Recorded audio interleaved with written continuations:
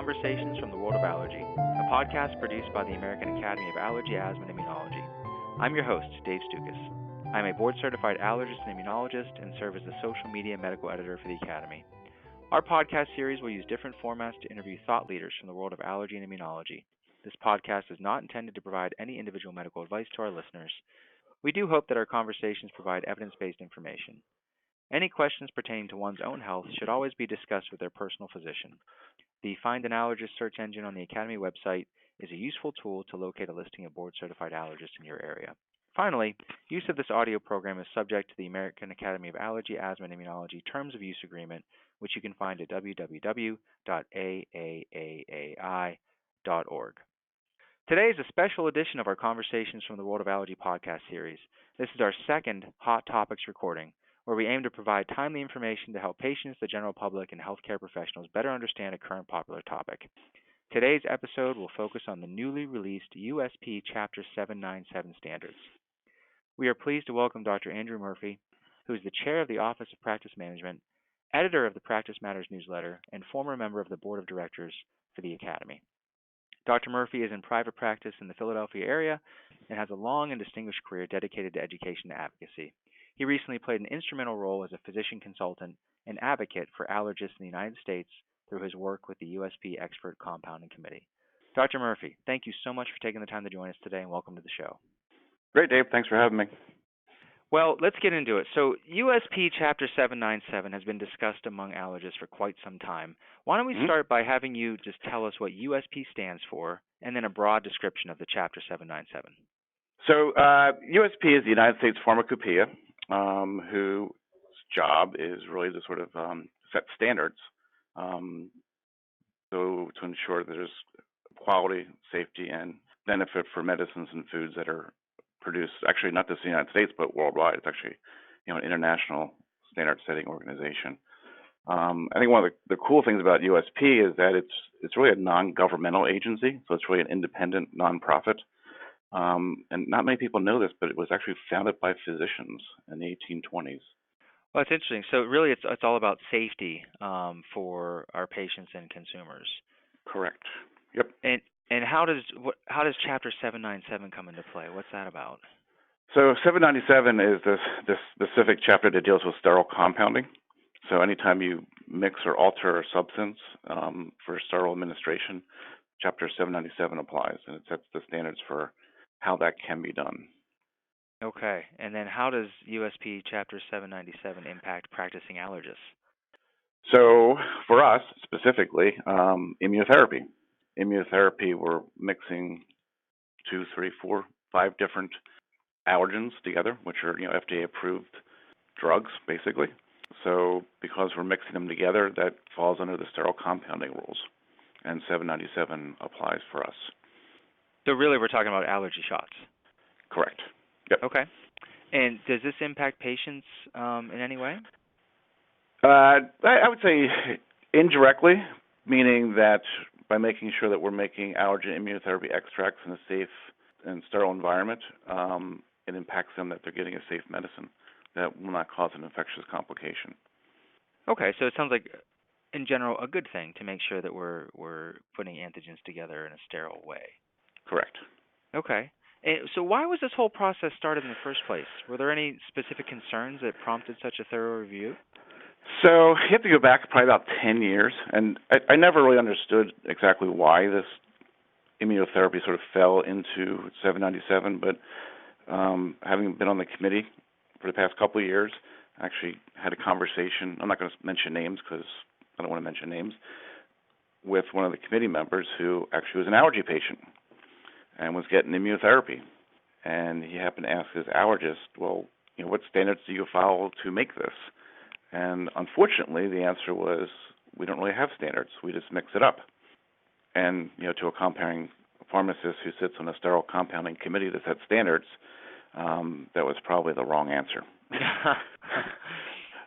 And that's where, 10 years ago when this first sort of came to the attention of the USP, and that's where the first sort of standards that were set for compounding allergen extracts came into the USP 797 chapter.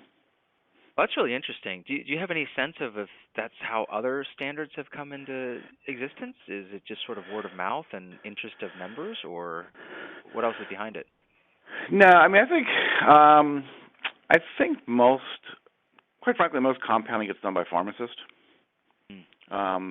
This is sort of a unique, allergen extract compounding is something unique to, our specialty. Well, we do that in our office, and we've been doing it in our offices for probably 100 years, probably since the beginning of immunotherapy. So I think it's one of those areas that just didn't really hit the radar screen for anybody because no one quite really knew about it. They sort of knew it was out there, but just wasn't quite sure what was going on. And I think having that comment was probably not a judicious comment. To the wrong person, unfortunately. But I think fortunately, I mean, it's actually a good thing, quite frankly. I think we have to have some standards to how we're doing this to make sure that this is, the extracts are mixed in a way that's appropriate and safe for patients. Yeah, I agree. I mean, it makes sense. I do know that it was a lengthy process and a bit cumbersome, and I think now we'll talk about some of those details. But first, the new standards were released on June 1st, 2019. When do they actually take effect? 6 months, so December 1st. Okay. Yep, there's a 6-month lag period where people can get things set up and get ready to go. Okay. Now, there are three main parts to the Usp Chapter 797 standards, and I'd like to break them each down individually. Let's start with the personnel qualifications. Can you tell us what that covers? Yeah, so can I just correct you a little bit? There's actually probably about 20 different sections in 797. It's actually a quite lengthy chapter. And basically, it applies to all sterile compounding. And what we were able to, in discussions with USP, have is a special section for allergen immunotherapy, which is section 21 of the chapter. And within that section, there's specific requirements that we have to meet in order to do allergen immunotherapy in the office. Specific requirements of that is that this is a prescription set that is specific for one patient. So if you were to come in to see me and we decide that you're going to go on allergy shots, Section 21 would apply to me to make up your specific allergen extract vials. That's where that's where that specific Section 21 in USP applies for what we do in practice. If one is making up vials to be used in multiple patients, Section 21 does not apply, and the rest of the chapter applies. One must follow the rest of the regulations, or I shouldn't say regulations, the standards in the rest of the chapter. So it's a very specific instance where a prescription set for immunotherapy is for a specific patient only. So the personal qualification part of that, it's stuff that we've already done. We've had this for a while, right? So you have to designate a person or persons in your office who are doing the allergen immunotherapy. You got to train them, right? You got to teach them how to do it. You have to evaluate them, and you have to supervise them. So training is obvious. Sit down, teach them how to do it, how to read a prescription, how to draw stuff up, how to put it into a vial. There's testing, which we've had for a long time. I think the college has had the written test that you have to pass yearly. And as long as you pass the written test and demonstrate to your supervisor or supervising physician that you can do this appropriately, you can move on and do that. Now, the thing that was sort of new and different is we've always done the media fill test. I shouldn't say always, but for the past 10 years or so, we've had the media fill test as a requirement to make sure that we're doing the transfers sterilely. What was added this time in this round with the USP is the fingertip glove test and thumb sampling, which is basically a way to ensure that one can gown sterilely. So after one does hand hygiene, head garb, face mask, gown, puts on the sterile gloves, you then put your fingers and thumb onto a agar plate's probably the easiest thing, onto the agar plate, both hands. You have to do it 3 separate times, and then put that in the incubator, as we would do with the media fill test, and make sure nothing grows or there's no actionable levels to deal with that. So basically, they want us to demonstrate sterile technique with the fingertip and glove sampling, and make sure it can be done appropriately. Initially, it's done the first time you do it. It's 3 times, and then after that, it's just once a year. and the immediate fill test continues as long as being, once a year. Okay, so it sounds like a lot of, like you mentioned, things that we've already been doing for years, and Correct. it just spells out just the qualifications in more of a detailed format. Does that sound appropriate? Yeah, and just with the addition of the fingertip and glove sampling, and a lot of the stuff codifies some stuff that we've already done. It just was never in writing, but now it's in writing, and okay, that's what we've already done. We're good. Okay. Yep. Well, it seems to me as though allergists can choose between two options for the detailed requirements of the facilities. What are Correct. these options, and how are they similar to each other, and also how are they different? So the similarities are that no matter wherever you're doing your compounding, the room that's going to be done in, it needs to be a room that's, I want to say clean, but not a clean room. There's definitely implications for what clean room means, and this is not a clean room. But, it's away from unsealed windows. It's not connected to doors that go outside. There's minimal traffic flow, minimal dust collectors and whatnot. So within that room, you can either have the allergen extract compounding area, which is a specific area that's clearly delineated where one can do compounding, or you can use what's called a primary engineering control, which is an ISO 5 or a hood. Both of those, either the PEC or the allergen extract compounding area, has to be at least a meter away from a sink, and part of that's because sinks grow things, and with the aerator in there, they can aerosolize particles very easily. You want to restrict access when compounding is going on, so if you're in your office doing compounding, you don't want 13 people walking in and out around that area, because again, disturbs the airflow and chances for particles to stir up and bacterial contamination. Within the allergen extract compound area, that's that very specific area within the room that you're using. Some common sense stuff. The walls, the floors, the fixtures, the shelving, the counters have to be cleanable. There can't be any carpet in this room with the allergen extract compounding area or where the PEC is. You want to make sure the surfaces that you're using, particularly in the allergen extract compounding area, are resistant to damage by cleaning and sanitizing agents. And the surface where you're doing the compounding in the allergen extract compounding area should be smooth, impervious, free from cracks and crevices, non-shedding, so it's going to be easily cleanable and disinfected. And then obviously common sense things has to be well lighted, good temperature, good humidity, so it's comfortable for the person who's doing the compounding. You don't want them sweating and dripping sweat on top of what you're compounding. Oh, well, that makes sense, yeah. So what are some of the practical Did you get all that? Well, yeah, no, that's good. And for listeners, we're going to have links to some resources that we're going to mention towards the end here. So we're going to sort of use this conversation as the introduction to these new requirements, and then people can read up on it on their own. Yep. Okay, so what are some practical aspects that allergists need to consider as they choose between these two options, the ISO Class 5 or the dedicated allergen extracts compounding area? Yeah, I think it depends what you already have. In my practice, you already happen to have a hood, so we're just going to keep going with the hood, ISO 5. If you do go with the ISO 5 environment, you have to make sure it's certified twice a year, that it is able to maintain ISO 5 environment. And that's just you have to call up a company, and they come in and they check out the whole hood and make sure it meets particle counts and other requirements for an ISO 5 environment. I guess if you're asking if you're just starting out in practice, what would you do? I think probably the easiest thing is probably an allergen extract compounding area. You just have to find the place within your practice where it's a good place to put it. Unfortunately, I've seen people in the past use kitchens and stuff like that, and that's just not acceptable. So you really can't do it at the kitchen table. So you really need to find a room that's sort of away from traffic flow, away from outside influences with doors and windows, so that you can sit down and have a clean area where you can do the compounding. Okay, so a lot of it boils down to just the limitations on the space that's currently available, probably some cost as well and things like that. Yeah, there's really minimal cost, I think, in terms of modifying an office. Originally when this chapter first came out, there was potential for significant cost. It looked like it may have been, you'd have to actually set up a clean room suite, which is incredibly, challenging and expensive to do.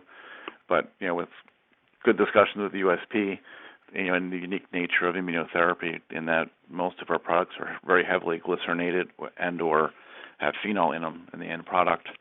and the database that we have through the ongoing survey that the college and the academy does.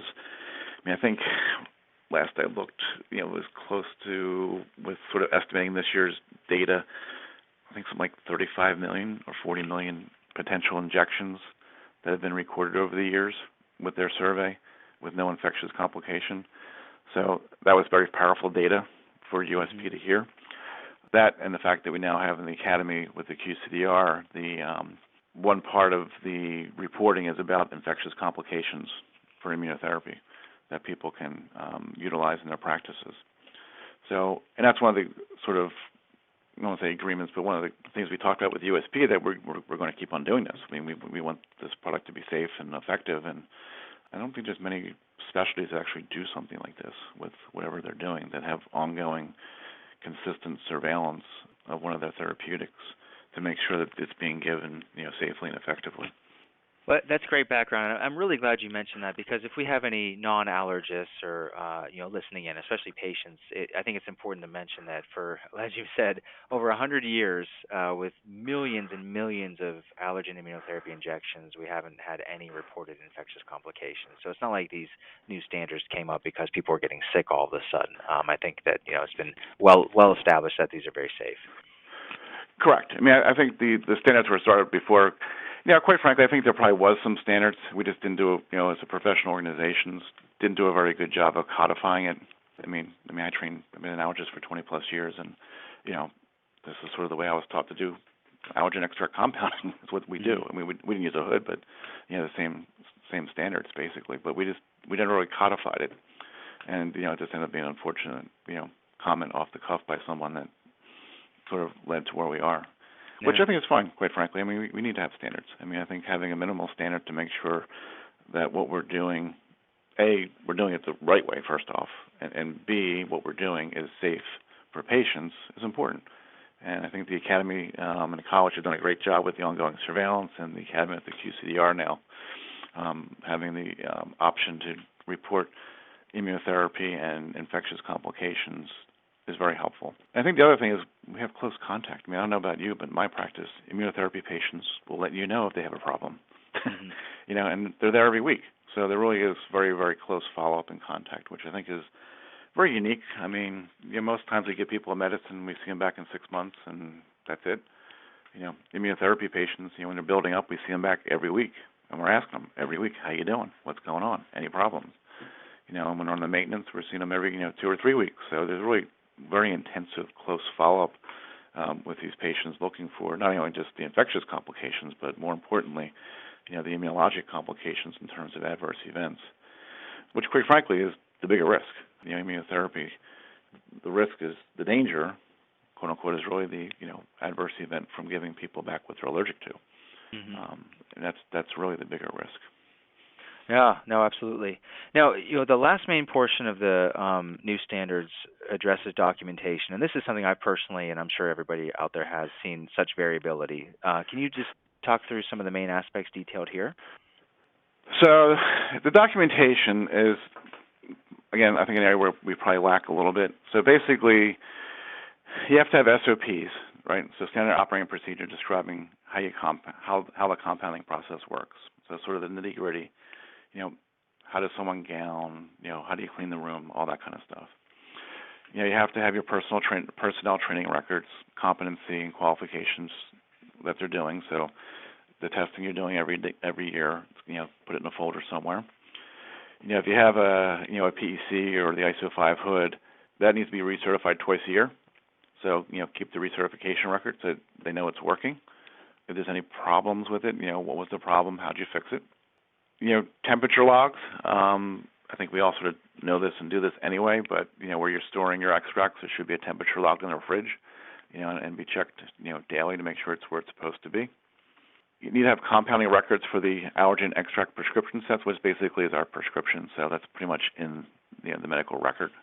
And that obviously has the stuff on there that pretty much, I guess, Linda Cox developed years ago for trying to standardize what's available on the prescription set, which, so the name of the patient, or the name of the allergen, the concentration, the volume, the vendor, lot number, expiration date. When you're making up the extract, the date and time you prepared it, If you have an internal identification number, you want to identify the people involved in the compounding process, how much was compounded, 5 cc's, 10 cc's, and the storage requirements. What's the beyond use date? For us, it's typically 6 months, but it can't be any longer than a year, and it has to be the shortest out date of any known component. So if I make up a vial for you today, and one of the components expires in a month, that's when the whole vial expires in a month. But I think for most of what we do and make, most of the outdates of the stock solutions are probably 18 months in the future, and we never get to those short outdates. The other thing was sort of added was QC procedures. So basically, a visual inspection, which I think we do this anyway, we just don't document it very well, is when you're done looking at it, making sure it looks the appropriate color. There's nothing floating around in the vial that shouldn't be there, because obviously if it's, as you know, some of these can be, sort of yellowish or golden in color, depending on what the allergen is, but, if all of a sudden it's green or purple, probably not good. Shouldn't be using it. Or, there's some precipitate in there, it shouldn't be used. Okay. We've covered a lot of ground, and as you mentioned at the start, allergists have until December 1st, 2019 in order to be in compliance. Do we have any sense, of the percentage of either private practices or academic centers or both that already meet these requirements? I think most people do, but to give you a number, I don't know. Okay. But your sense is that most folks are already in this general direction? Yeah, I think most people are. I think healthcare systems might be a little bit further along because JCO, and JCO adopts USP as part of their standards. So if you've been you're part of Ohio State, so I'm sure you've been part of a JCO visit. So the previous USP standards apply. Healthcare systems probably should have most of this stuff already in place to begin with. Okay. And it depends on the facility. I mean, I know some places. I don't know about what you guys do, but I know some institutions, it's the pharmacy that actually makes up allergen extracts. It's not even done in the clinic. So I think it depends on where it's made. Can you anticipate any practices that won't be able to meet these requirements by the deadline, and why that may be? I don't think so. I think there should be no reason not to make these requirements. Okay, great. And no, that's good. Right. Want enough? Yeah, no, that's fantastic. And so if someone, let's say, is not in compliance by December 1st, what happens? Right. So, part of that depends on where you are, right? So, if you're part of a healthcare system, obviously JCO applies and USP, JCO adopts USP as part of its standards. So, if December 2nd, JCO shows up at your institution and you don't have this, then you could get, a JCO warning or whatever JCO does to you. Outside of healthcare institutions, it depends on your state. In Pennsylvania, the State Board of Pharmacy does not adopt USP standards. And the State Board of Pharmacy can't come into my office. The State Board of Medicine can if they want to, but the State Board of Medicine doesn't adopt USP. So if you're independent of an institution, it's really on you as the physician leader of the practice to make sure that these standards are implemented in your practice. Theoretically, I mean, the FDA does have jurisdiction. USP is a sort of a standard. It is a standard-setting organization, but it's not a regulatory or enforcement organization. FDA is. So theoretically, FDA could come into your office and look for this and see if you're following the standards. I think they're probably more concerned about the big compounding pharmacies as opposed to individual practices, but it's a potential. And it depends on your state too. I mean, some states, like where you guys are in Ohio, the State Board of Pharmacy is taking a little bit more of an aggressive stance against compounding. I think you guys have to get licensed to be compounders in the state. So it depends on what the state wants to do. So as you mentioned, it sounds like most folks shouldn't have any trouble meeting these standards, and if they don't, there's a whole list of potential things that could, be bad if they don't. Yeah, I mean, if you've already been following the USP standards to begin with, there's really sort of just a couple of subtle changes. Okay. You do have to incubate things, you have to do culturing and stuff like that. So, that's a little bit different, and setting up, maybe get the SOPs a little bit more formalized than what people have. But it's overall, I don't think it's completely onerous. Got to do it. Yeah. Good for patient care, and it's good for making sure we're delivering a safe and effective medicine. Well, great. I love the positive messaging, and I think this is a good time. Are there other resources that are available for allergists and their office staff to learn more about these requirements? Yeah, so, the podcast will be available soon. That's one. The practice management workshop, which is coming up in July, and I forget the date. I think it's the 10th. There'll be a session there about USP, and I think the Academy is actually obviously working on some other educational resources for people to read through. The other thing is just download the guidelines. I mean, you can go to USP and get the guidelines and read through them. I mean, Section 21 is not that long, and just read through them and just fine tune what you're already doing, and and do the best you can, and make it so it's as close to the guidelines as possible. So if there's a problem, you've done your job. Great. Yeah, I know the Academy on the website currently, they do have a nice summary as well as links to the full document as well. So I think, like you said, if people are interested, it's pretty easy to find. Yep. Now, you mentioned the practice management workshop. Are you aware of any other regional meetings or dedicated in-person sessions put on by the Academy before December 1st? I don't. I know I'm going to Florida I'm personally going to Florida for their meeting, and we'll talk about USP down there. But I don't know right now. Okay. I think staff is working on stuff. I just don't think everything's been finalized yet. Okay. Yeah. So I'm sure that this is a hot topic and will be part of a lot of regional meetings. So I would say anybody listening out there, get in touch with your local groups and see what they have planned for any meetings coming up. Yep. And I think probably the next couple months in Practice Matters, we'll be putting stuff in there as well to help sort of get people sort of, piecemeal as you move along here and do a little bit at a time. I mean, doing everything at once can be overwhelming, but I think if you just break it down to different sections and to sort of, little things at a time, eventually it all becomes together and it's fine.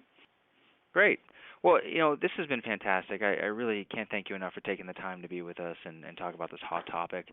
Before we depart, do you have any additional thoughts to share with our listeners? I think Penn State's going to beat Ohio State this year, and, we're going to win the Big Ten. Okay, and I'm sure for most people listening, they don't care at all, but thank you. All right. I think everyone will be fine. I think this take a step back, read this, and most of it I think is common sense. Keep the room clean, do it sterilely, and just document what you're doing. This is not a major disruption of your practice. Great. Well, thank you very much, Drew. We really appreciate it. All right, Dave. Thanks. Appreciate having on here. Yep.